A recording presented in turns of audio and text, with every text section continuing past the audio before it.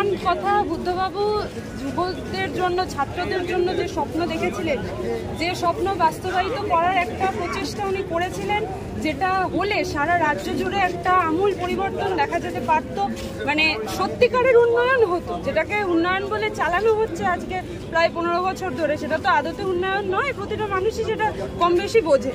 এইবার মনে হয় যে ওনার চলে যাওয়ার পরে আমাদের এই স্বপ্নটাকে আরো বাস্তবায়িত করার জন্য এই প্রজন্মের ছেলেমেয়েরা আরো বেশি উদ্বুদ্ধ হতে পারে। বাবা মার পরে যাকে সব থেকে বেশি সম্মান করি, ভালোবাসি, আমাদের বেকার যুবকদের শেষ আশার আলো ছিল যে, তাকে তার জন্য একটা লাল গোলাপ ছিল।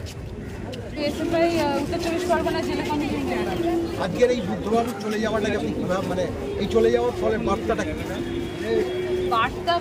বার্তা বলতে যেটা প্রধান কথা, বুদ্ধবাবু যুবকদের জন্য, ছাত্রদের জন্য যে স্বপ্ন দেখেছিলেন, যে স্বপ্ন বাস্তবায়িত করার একটা প্রচেষ্টা উনি করেছিলেন, যেটা হলে সারা রাজ্য জুড়ে একটা আমূল পরিবর্তন দেখা যেতে পারত, মানে সত্যিকারের উন্নয়ন হতো, যেটাকে উন্নয়ন বলে চালানো হচ্ছে আজকে প্রায় 15 বছর ধরে, সেটা তো আদতে উন্নয়ন নয়, প্রতিটা মানুষই সেটা কম বেশি বোঝে। এইবার কথা হচ্ছে যেটা, যে আজকে যদি সত্যি ওনার প্রচেষ্টাটা সফল হতো, তাহলে সত্যি আমরা উন্নয়ন দেখতে পেতাম। আজকে গুজরাট বা অন্যান্য রাজ্যগুলোর মতন আমাদের পশ্চিমবঙ্গেও সেই রকম চাকরির উন্নয়ন কোনো কিছু হয়েছে, সেখানে তো সাম্প্রদায়িকতা ইকুয়াল টু উন্নয়ন। হ্যাঁ, সেখানে তবুও আজকে দেখবেন যে আদিবাসীদের উপর ভয়ঙ্কর অত্যাচার। উন্নয়নের জায়গায় যাবো না, আজকে একটা অন্য ধরনের দিন, আজকে একটা অন্য বিষয়ে যাওয়ার চেষ্টা করবো।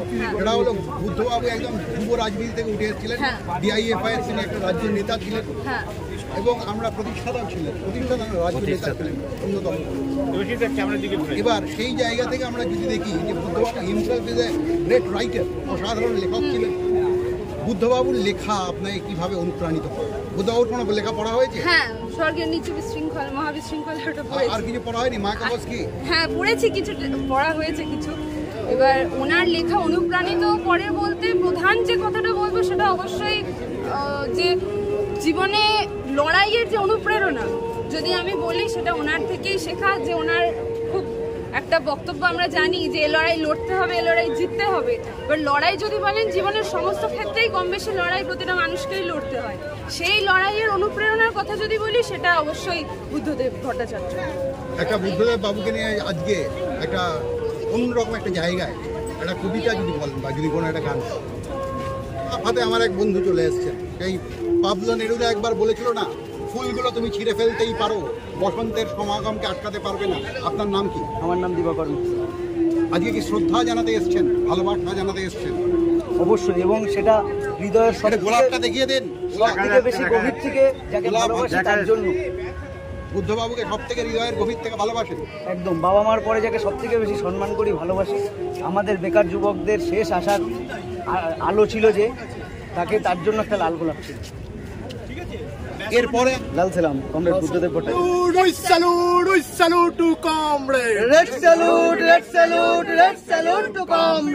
বুদ্ধদেব ভট্টাচার্য, তোমায় আমরা ভুলছি না, ভুলবো না। মনে হয় যে ওনার চলে যাওয়ার পরে আমাদের এই স্বপ্নটাকে আরো বাস্তবায়িত করার জন্য এই প্রজন্মের ছেলেমেয়েরা আরো বেশি উদ্বুদ্ধ হতে পারে।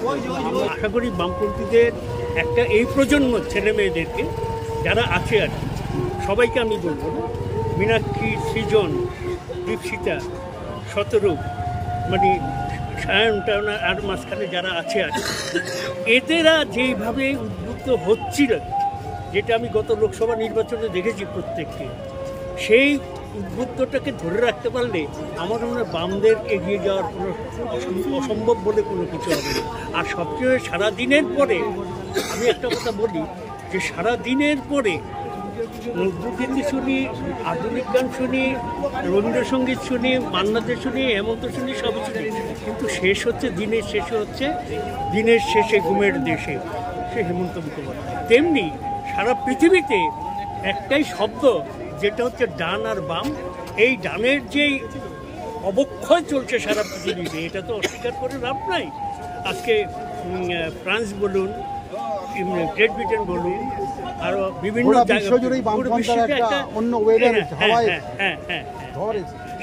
সেইটাকে আমাদেরকে অবশ্যই আমাদের ভারতবর্ষের ক্ষেত্রে একটু অসুবিধা আছে, কিন্তু তার সত্ত্বেও আমি বলবো আমি কখনো আশাহত না।